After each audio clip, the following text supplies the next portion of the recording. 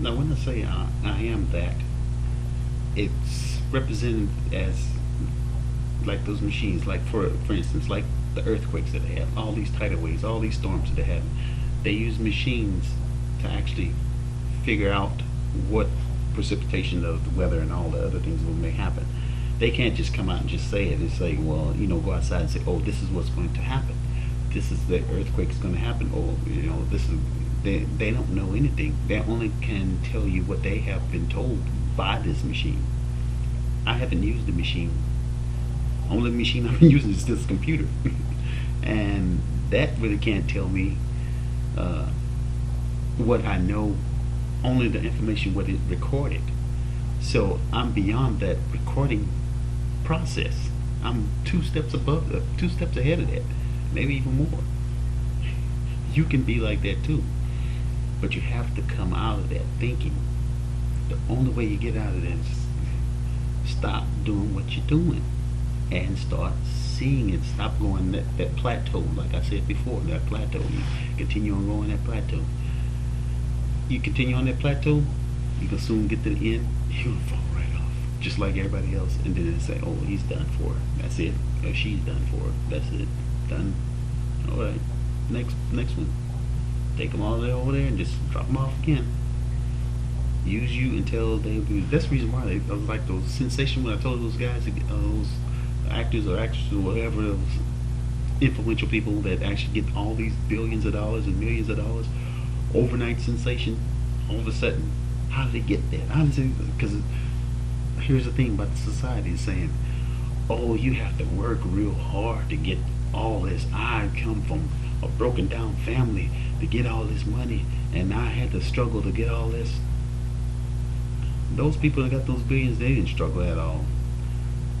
Those rap artists, they didn't struggle at all. Some of them, if you hear some of the videos, they even tell you, say, man, I was living luxury life. I had all kind of stuff that's going on. I was, selling drugs or whatever they was doing. They was still having the same amount of money they was having before. But when they settled on the other part of that other evil concept, when they sold themselves, then it's all of a sudden they just got all this pain. All of just it just came up out of nowhere. Just rised up. It's like, how does this person get all this money overnight? How can this one guy just go broke and then the next moment he's back up to where he's at and start again? Come on now. You get lied for so long, and soon the world will start believing those lies.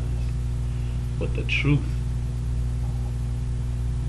when you hear that truth, then they would speculate, because they don't hear too much truth. They only hear lies, and that's only what they want to hear.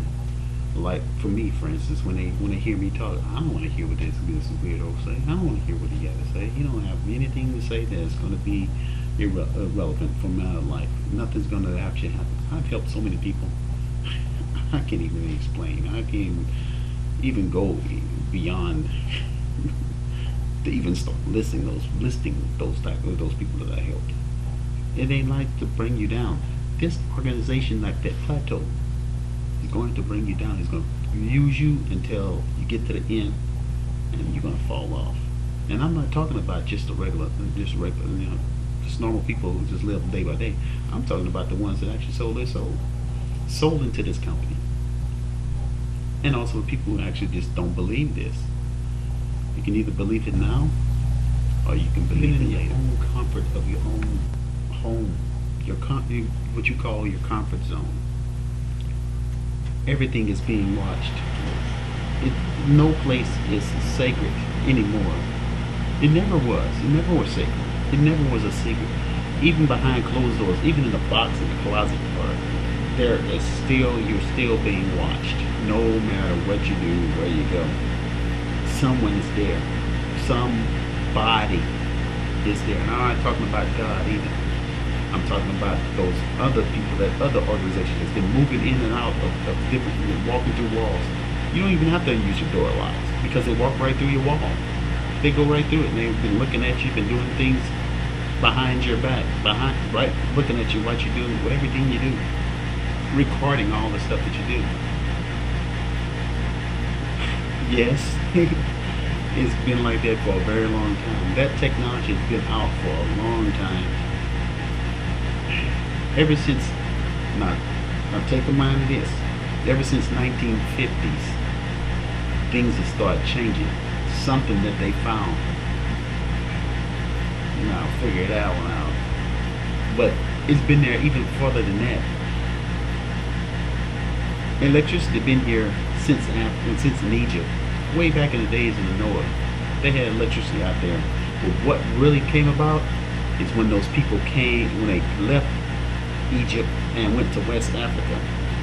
Then those people was picked up, but actually captured and enslaved and brought to actually picked up and brought to America, which is called the New World at that time, and enslaved. Some of those bargained with those people, and then something happened with Thomas Edison and what's his name, Benjamin Franklin, which my nephew brought about. He said, "How in the world all these presidents are on the money, and Benjamin Franklin is on the $100 bill? He's not a president. Why is he on the $100 bill?" And I was like, good question, good answer, good question. But the thing is that here's what I'm talking about. When they so-called invented the electricity and all the electronic light bulb, one magazine brought something out in Time magazine in the July issue of 2010, when it's talking about Thomas Edison and an electric light bulb. They started out as elementary children, not only just elementary children, but a black school, Washington, or was it Martin Luther King? I don't know what place it was at, but they went to that school and they was talking about those children. And I was like, here it is. I'm like, they were talking about Thomas. This article is supposed to be about Thomas Edison, and then they start talking about his education. He said his education was less than 3 months. Elementary, okay? Elementary. Well, actually, kindergarten education. He's talking about he's inventing light bulb, electric light bulb, and this is only one invention that he had. But the one thing behind the scenes, this man was helped, and some of those people who bargained for their freedom, gave them that technology, and helped them, this country, and helped the entire world be the way that it is now. Even the automobile, the automobile technology. Even when I went to Japan and I tried to bring out something that then they found out that they had this technology out for a very long time, and I didn't even know this. But the things that I got, the information, all that stuff that I got, I knew this was about to happen, and I knew it was going to happen to Toyota.